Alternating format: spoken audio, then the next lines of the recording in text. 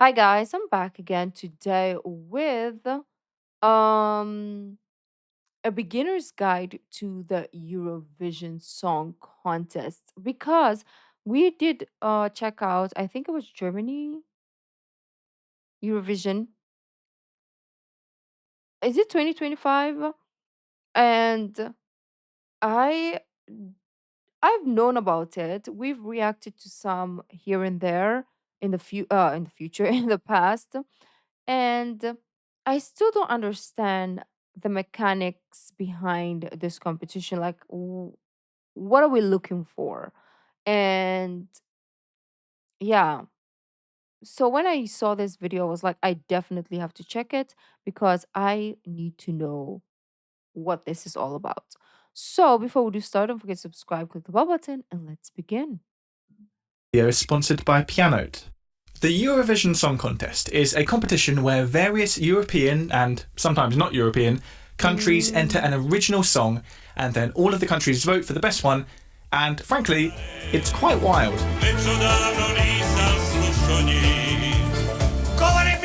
Oh.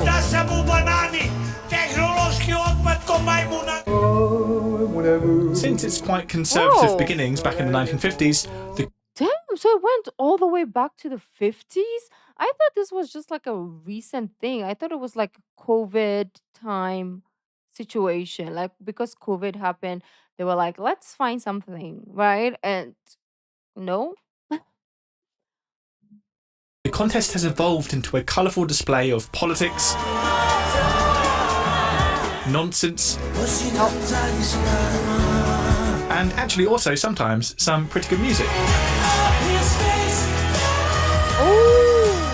So particularly for the benefit of my mostly non-European viewers, let me introduce you to the weird and wonderful world of the Eurovision Song Contest. Now, particularly in recent decades, the contest has become known for its more eccentric performances. Some just a little quirky.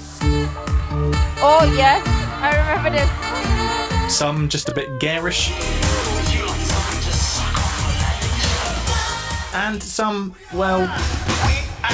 Okay, I'll go back. But I really thought it was like the most out of the world type of performance, right? I thought that was like what they're looking for. They were looking for like who can give us something different but yet catchy. Like I forget the name of that song, the one with the star. Maybe they'll show us, right? And some, well...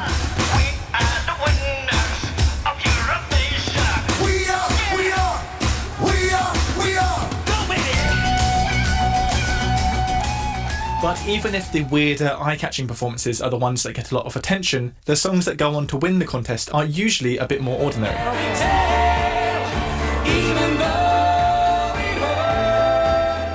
Perhaps the most unusual act to ever win the contest was the Finnish hard rock group Lordi in the year 2006.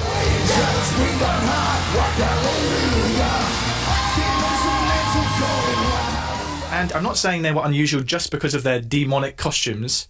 Lordi winning the contest was also unusual because they were playing rock music. Rock songs rarely make an appearance at Eurovision, let alone win. The only other rock song that's won the contest was Ziti I Buoni by Italian band Maneskin in 2021. They're famous though, no? Or ever since, I don't know. The sort of songs that typically win the contest will usually have a dash of novelty in their performance, but will generally just be a pretty good, straightforward pop song. Toy by Netta, for example, which won the contest for Israel in 2018, does contain a brief chicken impression. But beyond that, it's a fairly standard and fairly catchy pop song.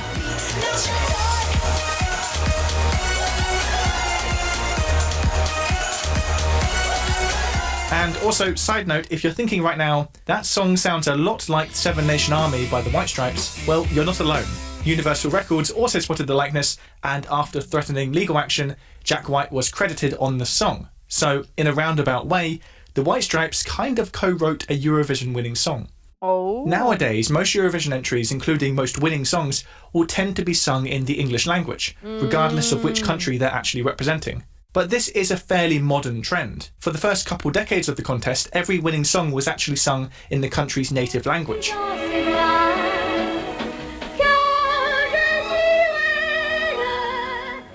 The first winning song not to be sung in the act's native tongue was 1974's Waterloo, sung by Eurovision's greatest success story, ABBA. Oh. ABBA aren't the only act, though, to have been launched to international success by Eurovision. Oh, In 1988, I didn't know they, came from Eurovision. I thought I wanted to see. I should have just checked the camera. I wanted to see if it's mute because I can't hear myself. But um, I thought ABBA was just ABBA, right? I didn't think they were launched by like a program, a show. Interesting. aren't the only act, though, to have been launched to international success by Eurovision. In 1988, a French-Canadian singer called Celine Dion represented Switzerland at Eurovision and won.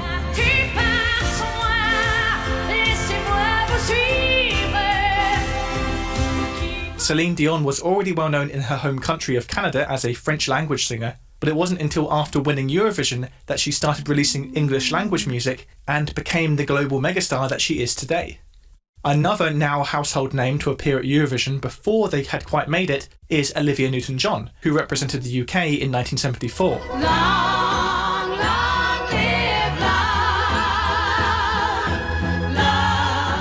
Much like with Celine Dion, in 1974, Olivia Newton-John was an established singer, but it would still be 4 years before she shot to global fame and starred in the film Grease. Now, if you're thinking, wait, how did Canadian Celine Dion represent Switzerland? Is she Well, half? a Eurovision contestant doesn't have to be from the country that they are representing. For example, American rapper Flo Rida represented San Marino in 2021, alongside Italian singer Senhit. Flo Rida is one of many established artists who made an appearance at Eurovision. Although the song they perform at the contest must be a brand new composition, the performer doesn't have to be some little known or unknown artist. Many already very well established artists have appeared at Eurovision, including Cliff Richard, who represented the UK in 1968 and 1973. Congratulations and jubilations, I won the world. And Katrina and the Waves, who are known for their 1980s hit Walking on Sunshine, who won Eurovision for the UK in 1997.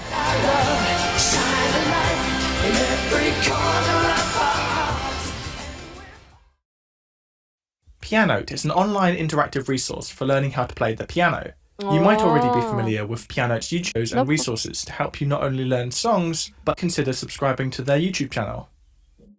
I didn't know The about country to piano. have won Eurovision the most is Ireland. And really? 3 of those Irish wins are actually thanks to one person, Johnny Logan. Johnny Logan is not only the only performer to have won Eurovision twice, performing Ireland's winning song in both 1980 and 1987, but he also composed Ireland's 1992 winning song.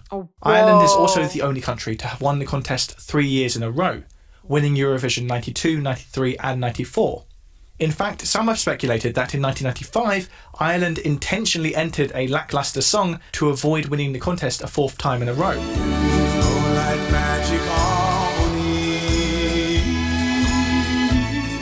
But why would a country not want to win Eurovision? Well, because the winning country has to host the next year's contest. And hosting Eurovision can be a very expensive thing to do.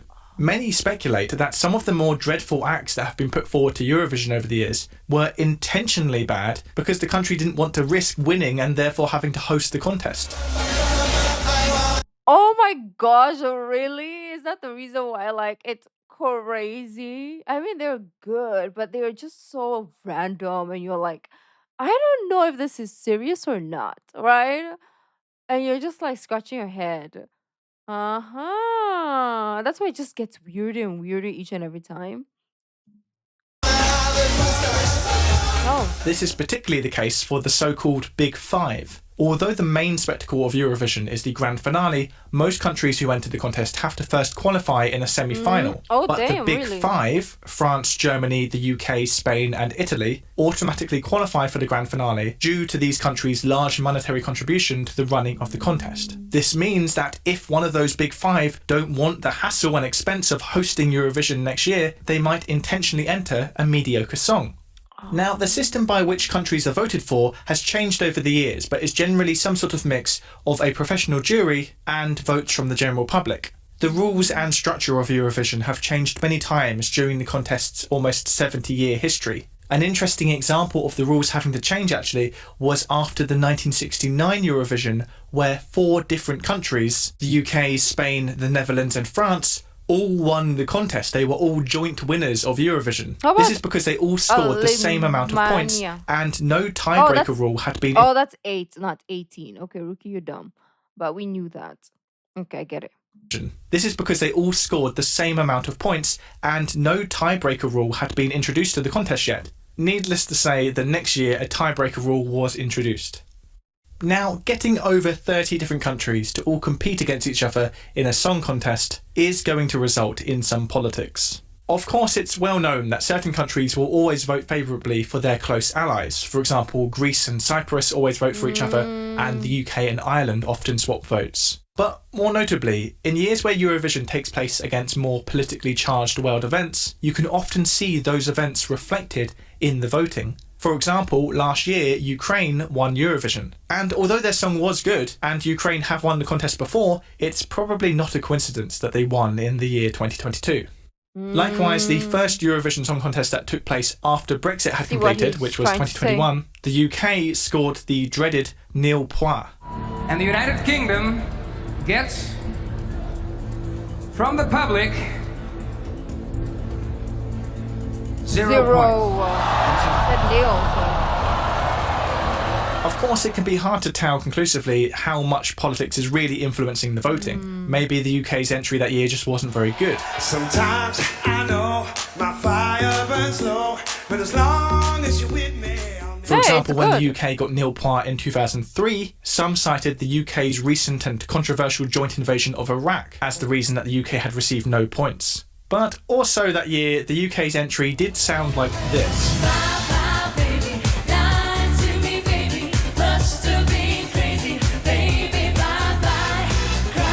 So maybe it's not all about politics. Maybe, Eurovision performances have often been used as a platform for raising awareness and visibility of issues and causes. Perhaps most notably, Eurovision has increasingly become a fantastic champion of LGBT This plus is the pride. one Various openly I was LGBT talking acts about have with the appeared at star. Eurovision. For example, drag queen Conchita Wurst won the 2014 contest for Austria, appeared at Eurovision. Is this the one I'm talking about? Dancing Lesha. Wait, I need to hear it. Hmm.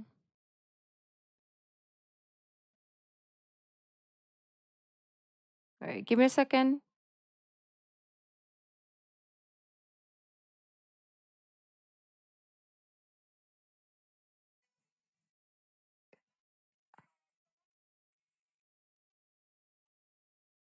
Oh no. I think I'm thinking of something else. I think it's a girl. Ugh, I don't.